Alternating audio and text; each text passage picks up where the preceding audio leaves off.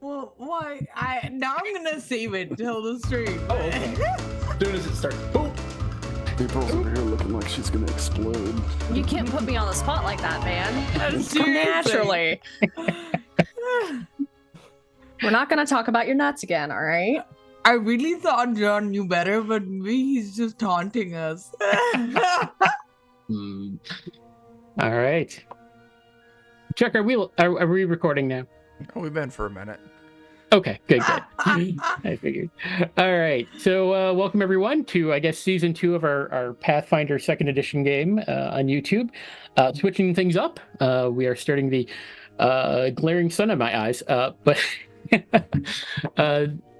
no, we're here. We're going to do the Outlaws of Alkenstar adventure path. We're starting with Punks in the Powderkeg. And we have this lovely group of players here with us, all new characters. And we'll have them kind of go ahead and introduce themselves. And Chuck, why don't you go first, and then you can pick who goes next. Oh, shit.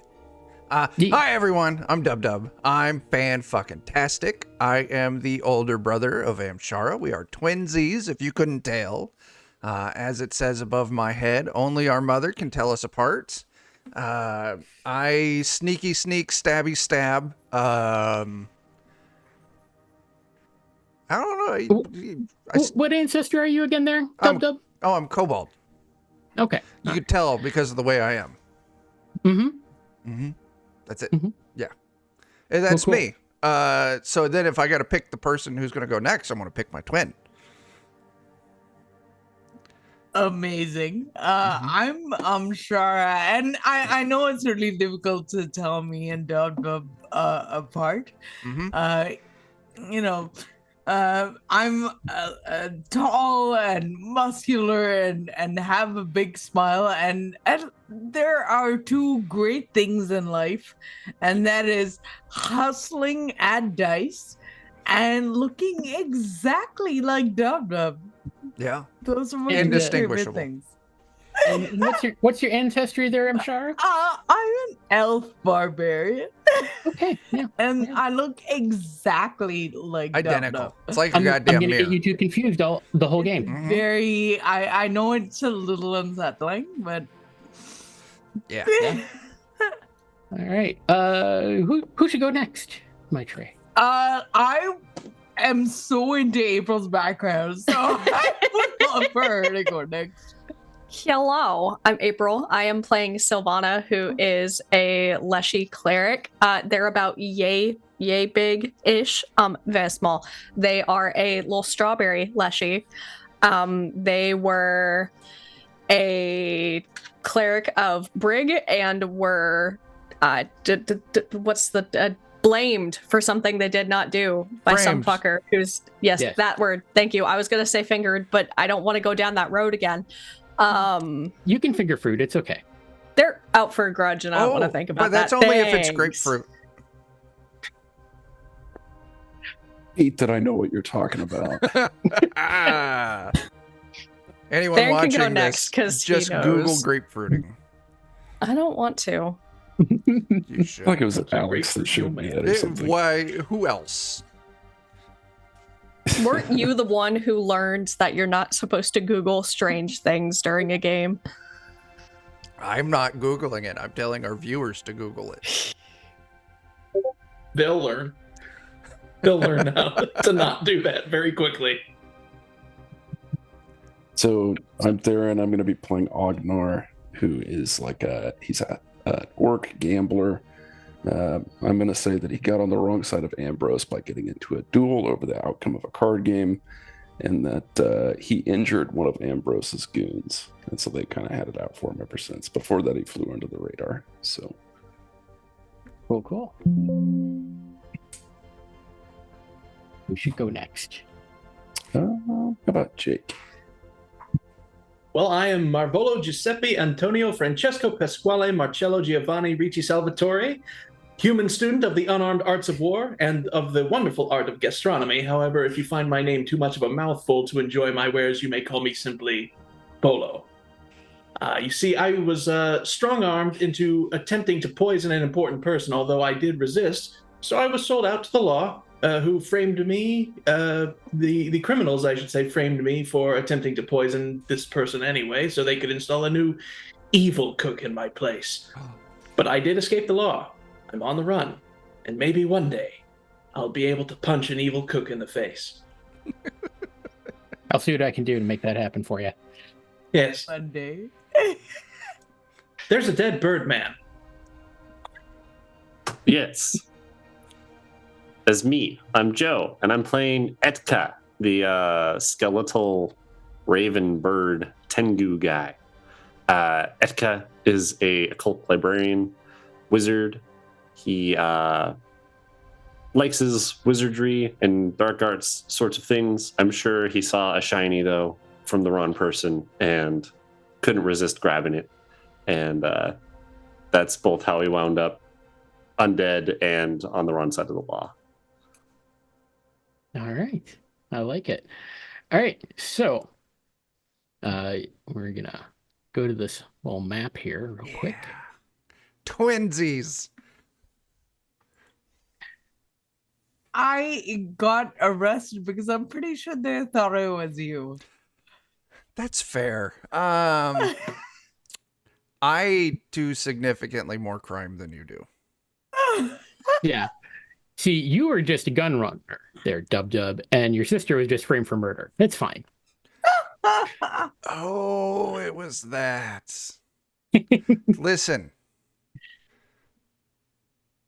Oh, I don't want to say anything incriminating. You never How know about this? who's I Hoping for the already best. want to know what the Hot Foot Hippodrome is. That's very fair. So What? currently you are at the Hot Foot Barrel and Bullet Saloon, but I'm just giving you, this is the city of Alkenstar. It's a big town.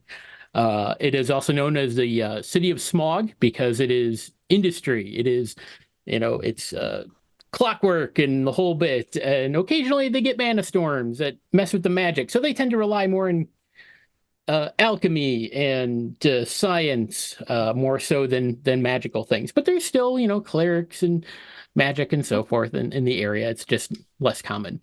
But they're basically, on either side of them are large magical kingdoms that like to use them as like a stepping stone. So, but yeah, you're all at the Barrel and Bullet Saloon. We're going to move there.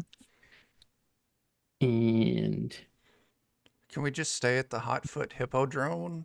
I feel I will feel that's I make really you the on solemn brand. promise that there will be an opportunity to visit the Hotfoot Hippodrome at some point in this first adventure.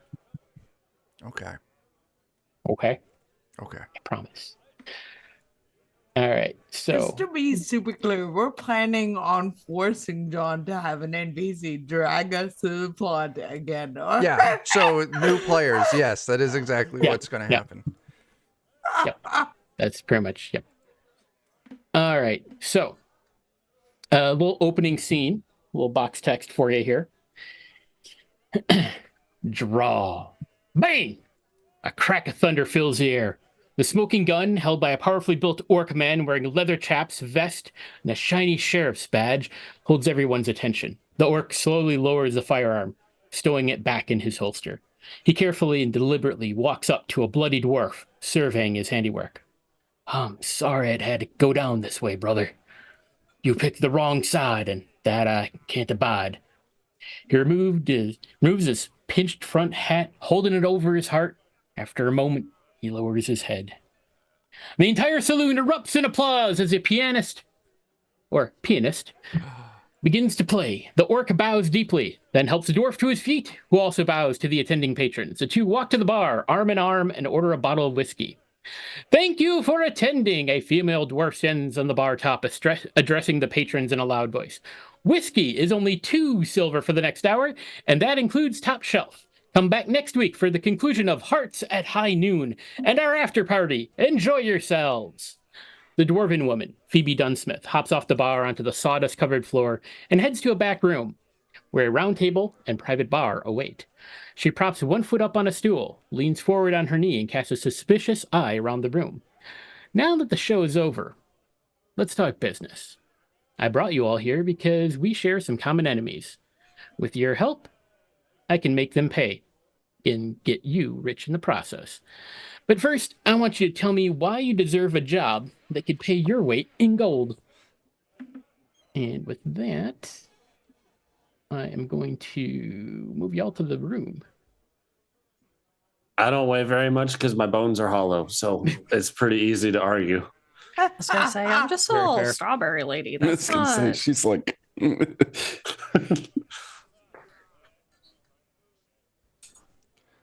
It's strategically really smart to have two people look exactly the same. So Dub Dub and I are Incredibly. a good choice. We are. You know, I mean, like two Incredibly. places at once. Like, it's fucking crazy. All right. So. All right. So yeah, she's asked you kind of, why do you deserve this job? I am a Volo, and I punch things are really good. All right. What an accent. So authentic. Oh, yes. Mhm. Representing my people very well there, Jake. Yeah. Fun fact behind the scenes, Joe did coach Jake for a while on his Italian accent. Oh, yeah. Oh my god, that's in the director's cut. We just watched Inglourious Bastards to get some Italian. That's how that works. Amazing. Like I said, third best. Gorlami. Gormami. Wait, like, Amshar and I, we deserve this job because one, we're really fucking cool. Two, there's two of us. And three, because we're good. I'm good. Real good. Real good.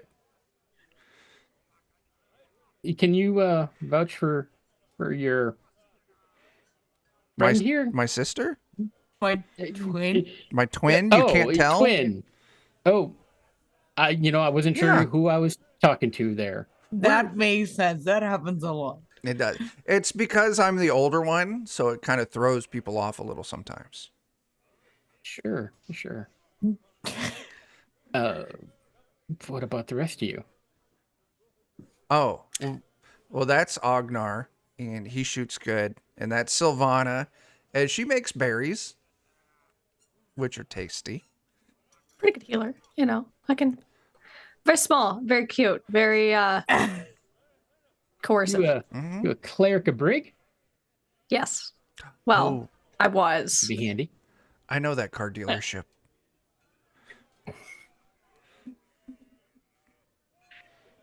And what about the skinny one? Is that me? Yes, you. Oh, yeah. I know things. I know magics. I like shiny things. We'll get it. All right. I've worked with worse crews before. So she kind of knocks on the door of the private room, and somebody opens it, and she's like, "Round of drinks. What do y'all want?" The whiskey is Whiskey. cheap right now, right? So I'll have 4 whiskeys, please. Oh, you're only ordering for yourself? You better make that 8. Yes. Okay. 8 whiskeys. I just didn't want to confuse her anymore. That's fair. Okay.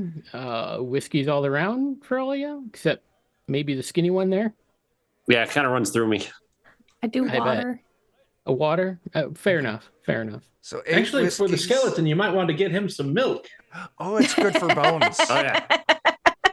I'll just kind of lather it on. You gotta All right, slap we'll it in get so you it some calcium. absorbs. You just need to dip. Okay. Milk and cheese for the skinny one. I get it. All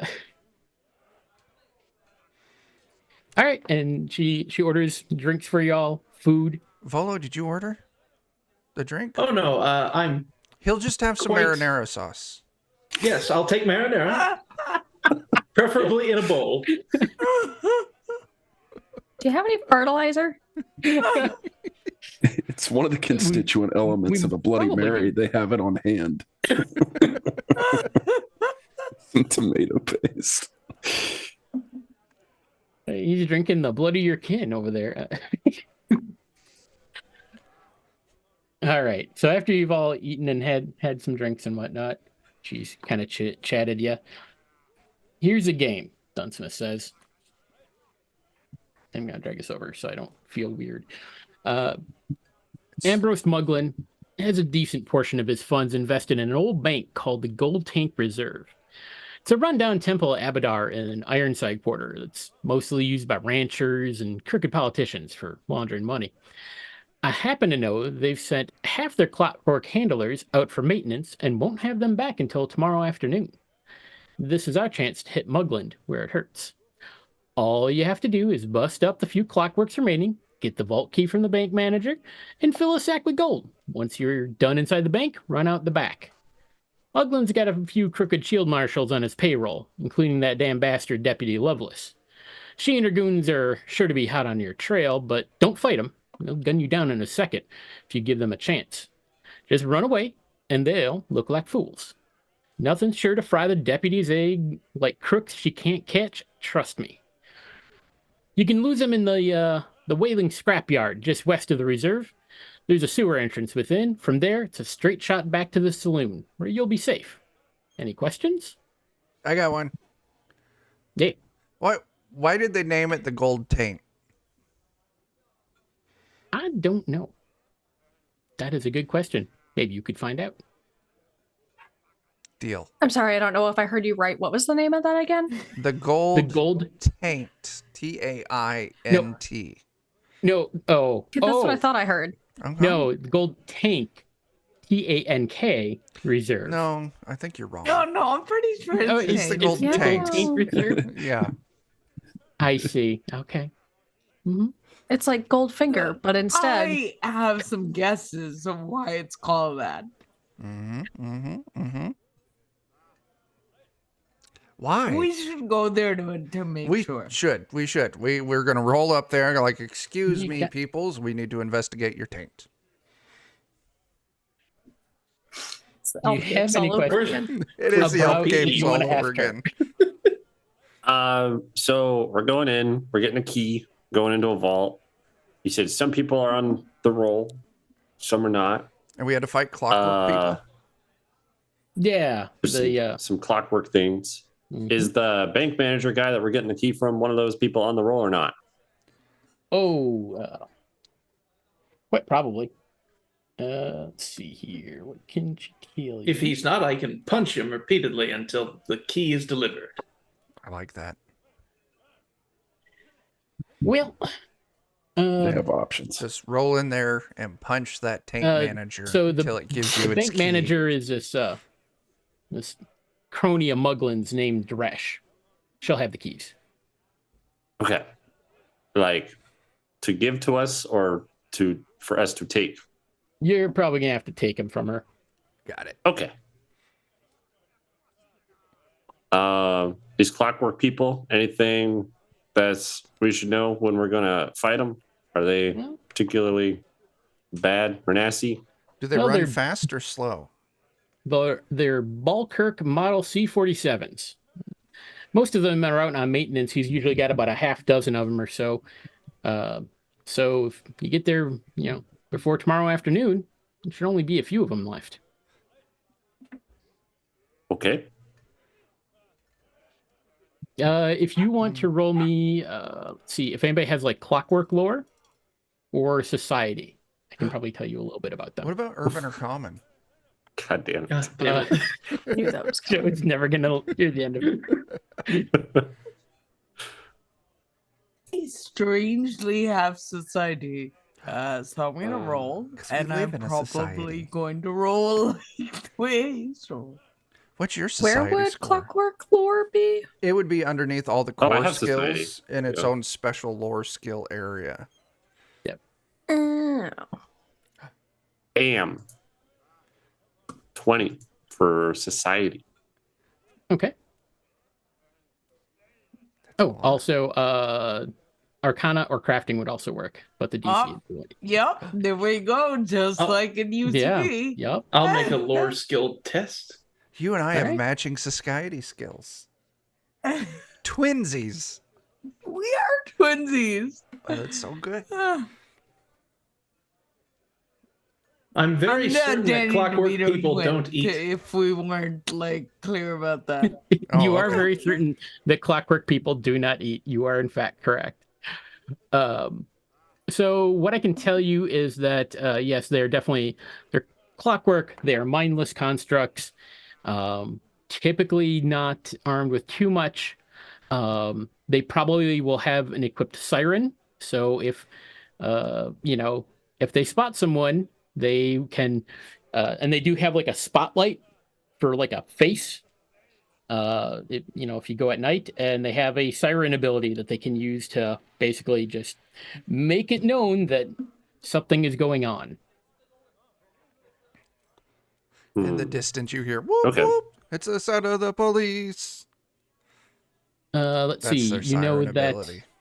since it's a clockwork, it does need to be wound with a unique key by another creature, which takes a full minute, and allows it to be operational for about 24 hours.